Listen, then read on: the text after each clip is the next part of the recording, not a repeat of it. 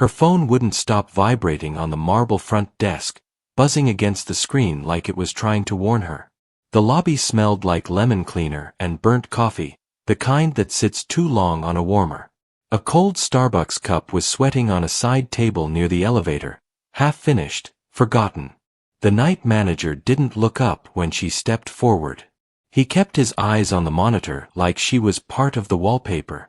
"I have a reservation," she said, calm on purpose, the way you get when you've had to be calm your whole life just to be heard. The manager finally glanced at her, quick and flat. He looked past her, to the line behind her, to a white couple dragging matching luggage, to a guy in a suit tapping a metal keycard against his palm. Then he looked back at her and smiled like it was a favor. "I'm sorry, ma'am," he said.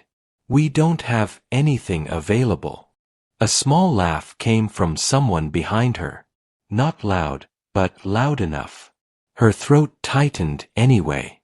She could taste coffee on her tongue, old and bitter.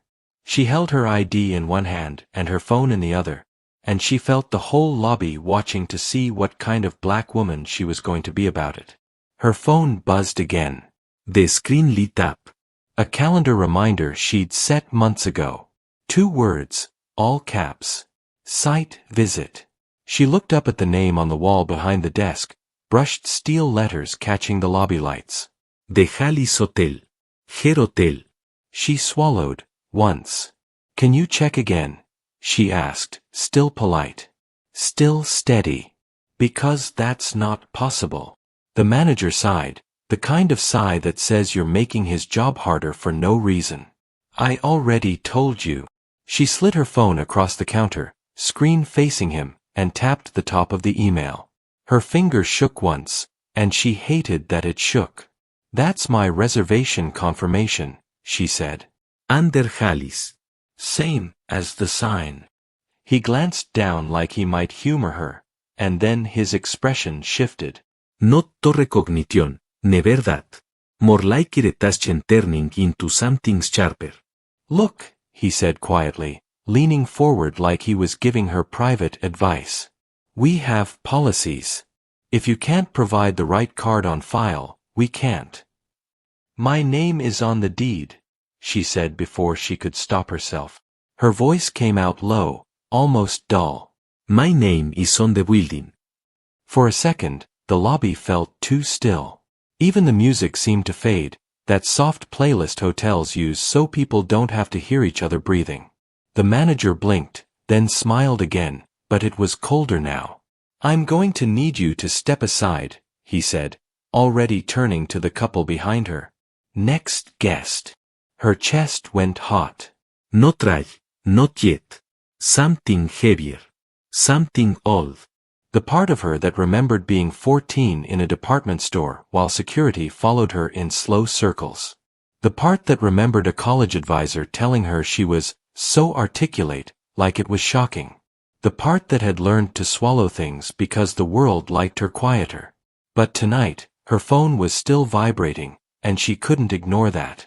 She stepped to the side, yes. Not because he told her to. Because she wanted to watch. The couple approached. The manager's whole posture changed. His voice warmed up like a lamp. "Welcome," he said. "Checking in." They nodded, smiling. The woman pushed a credit card forward. He typed a few things, glanced at the screen, and then, without even trying to hide it, handed them a key packet. "Great news," he said. "We do have availability. You're real set." The laugh behind her came again, louder this time. Like the lobby was a joke and she was the punchline. She stared at the keys in the manager's hand, then at the brushed steel name on the wall, then down at her own ID. It didn't feel real.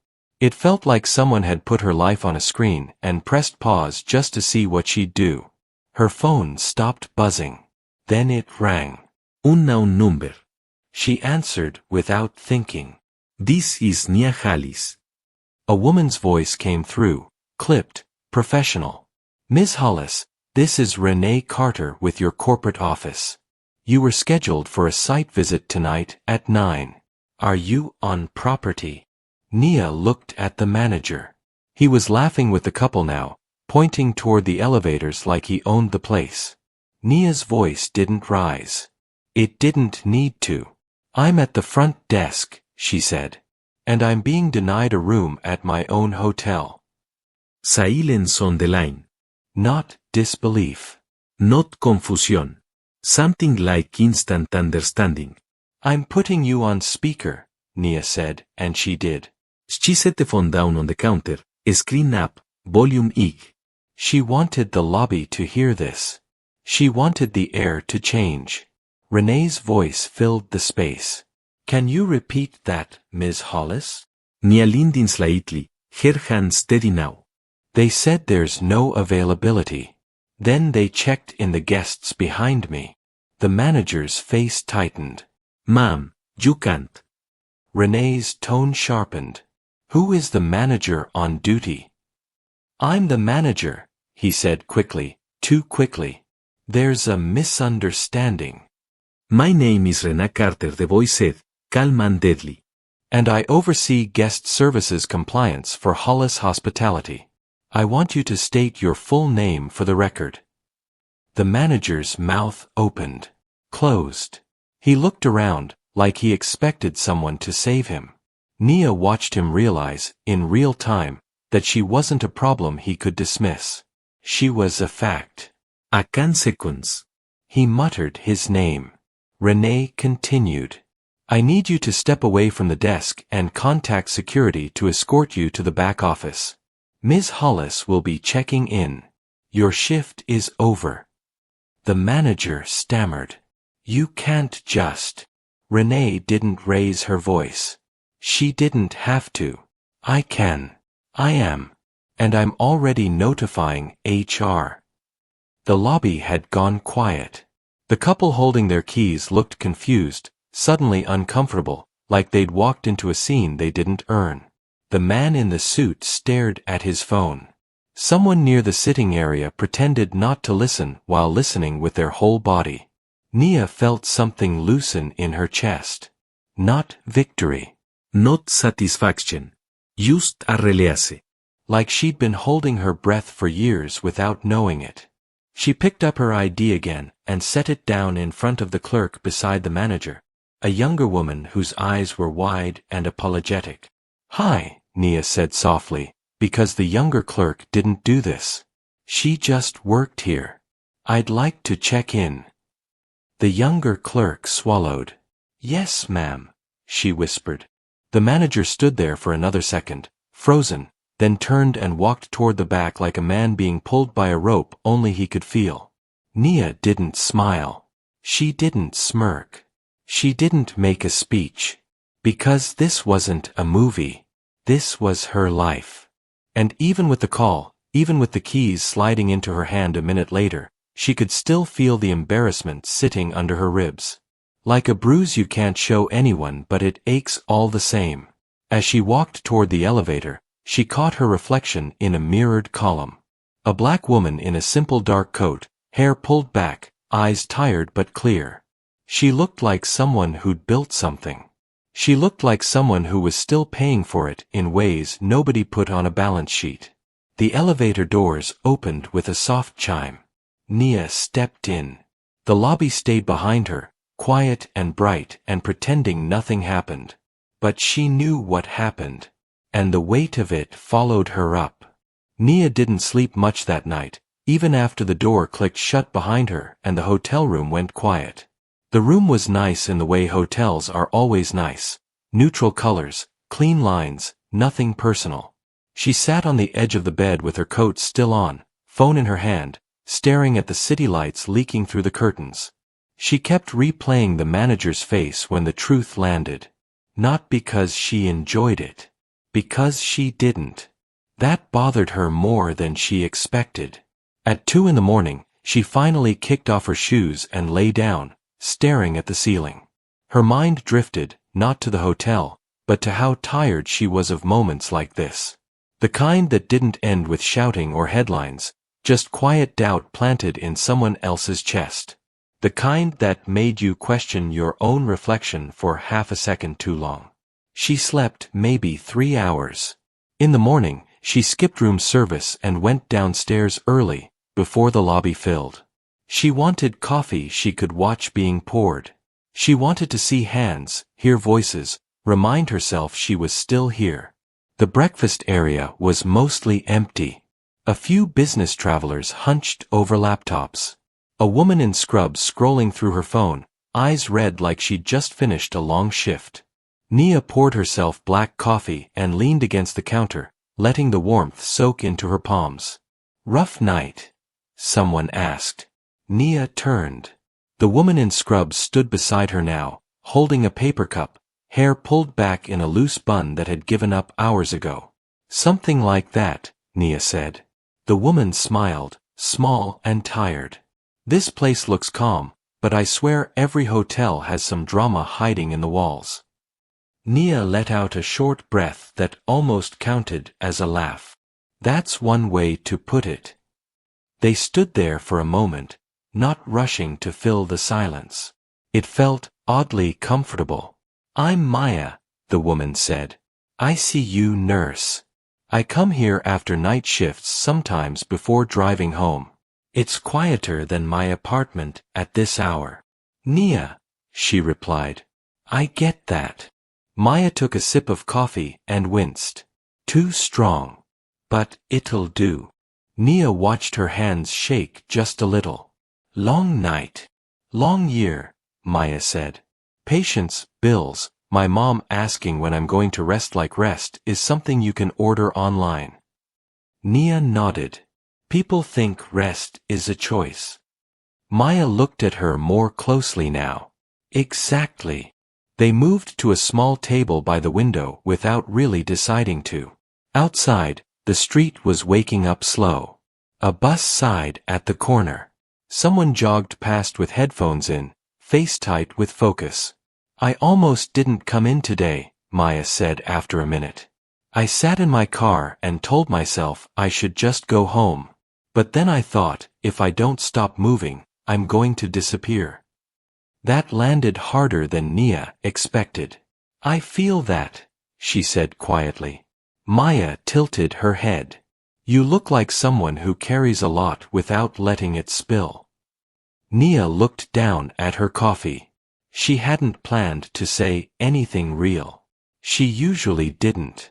But something about the way Maya said it, no judgment, no curiosity that felt invasive, made it easier. "I own this place," Nia said. Maya blinked. "The hotel." "Yeah." "Oh," Maya said, then paused. "Oh." Nia waited for the follow-up. De questions. The disbelief. Instead, Maya just nodded. "That explains the look on your face." "What look?" "The one that says you had to earn every inch of it," Maya said. "And still had to prove it this morning." Nia felt her throat tighten. She hated that a stranger could see her that clearly. She also felt relief in it. "They told me there was no room," Nia said. "Checked in the people behind me. Like I wasn't standing there." Maya's mouth pressed into a line. "I'm sorry." "Yeah," Nia said. "Me too." They sat with it. No fixing. No advice. After a while, Maya stood. "I've got to get home before I turn into a zombie." She hesitated, then reached into her bag and pulled out a pen. "Can I give you something?" Nia raised an eyebrow. Maya scribbled on a napkin and slid it across the table. "A phone number." "Not for business," Maya said quickly. "Just, sometimes it helps to talk to someone who isn't impressed or intimidated by what you do. Someone who's just tired too." Nia stared at the napkin. She didn't usually take numbers. She didn't usually let people close enough to offer them. But she folded it carefully and slipped it into her pocket. "Thank you," she said. And she meant it. Maya smiled. Take care of yourself, hotel lady. When Maya left, Nia sat there a little longer, watching the sunlight creep across the floor. The lobby staff had changed shifts. The desk looked different now.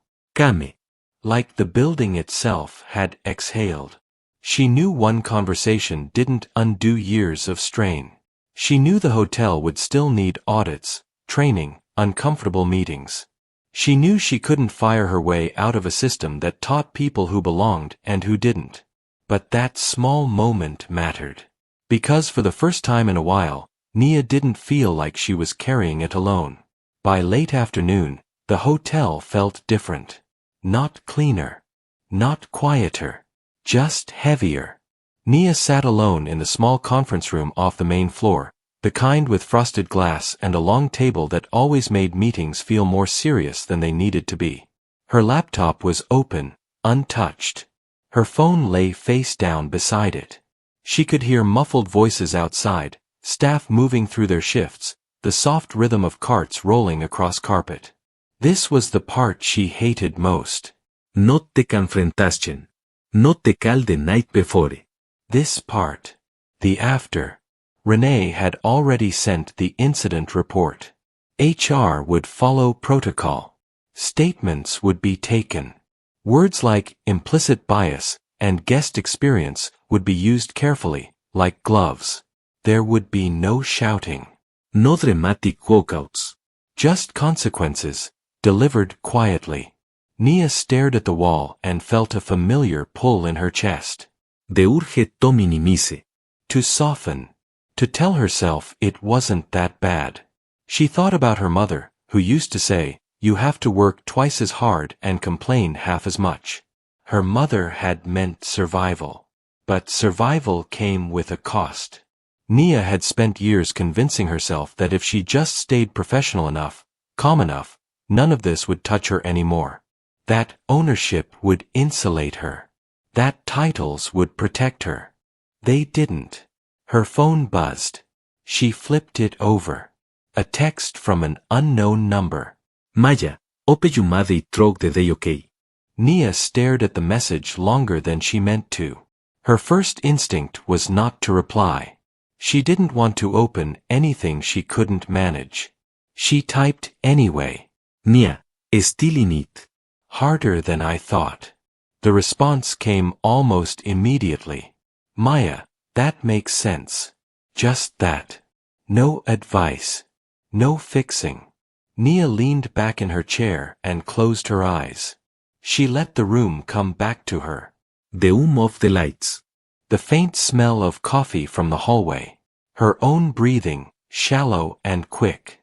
She realized then that she wasn't angry. She was exhausted.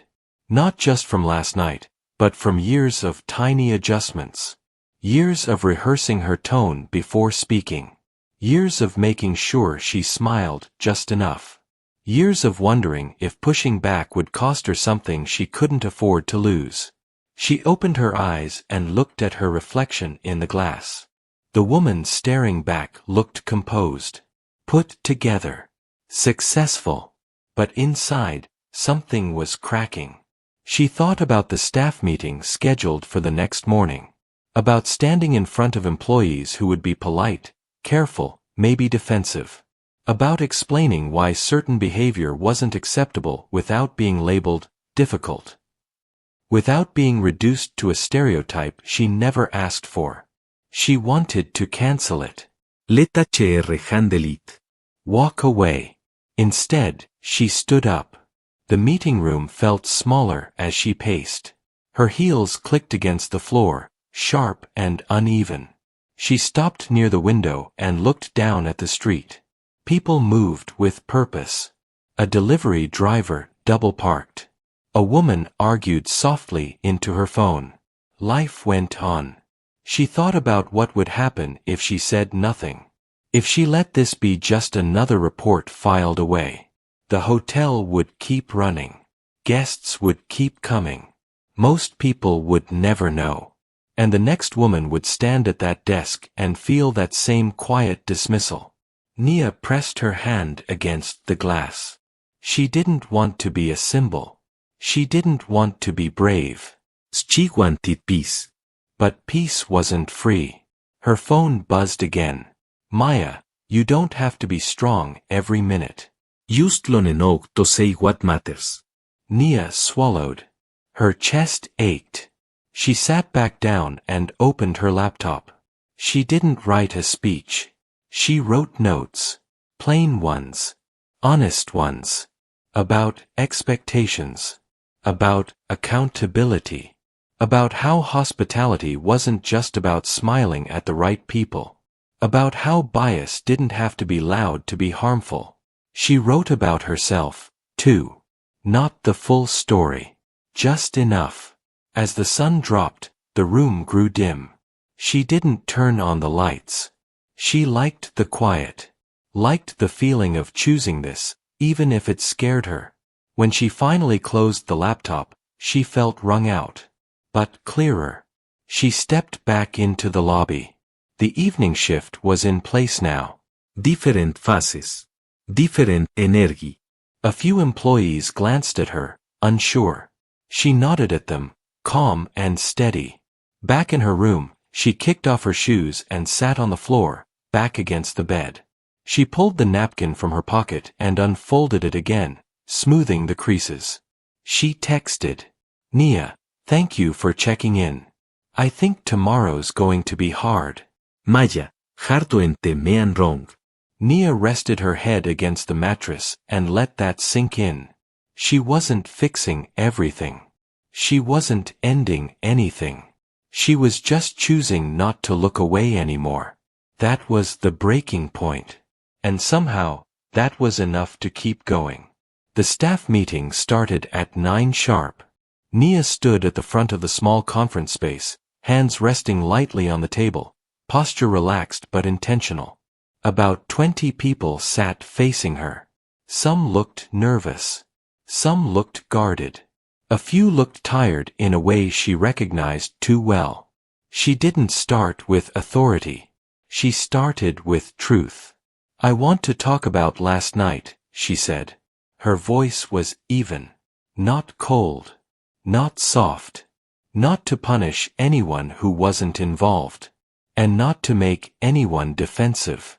But because what happened matters. A few heads lifted. A few shoulders stiffened. She explained the situation plainly. No names. No dramatics. Just facts. She talked about how decisions get made in seconds. How assumptions slide in quietly. How harm doesn't always come with shouting or slurs. Sometimes it comes with a smile and a closed screen. I didn't come here today to remind you who I am, she said. I came to remind you what this place is supposed to be. The room stayed quiet. I built this hotel because I believe hospitality is about dignity, she continued. Not just comfort. Dignity. For every guest. Every time. She paused. Let that land. I don't expect perfection, she said. I expect awareness. And accountability when we miss the mark. No one interrupted.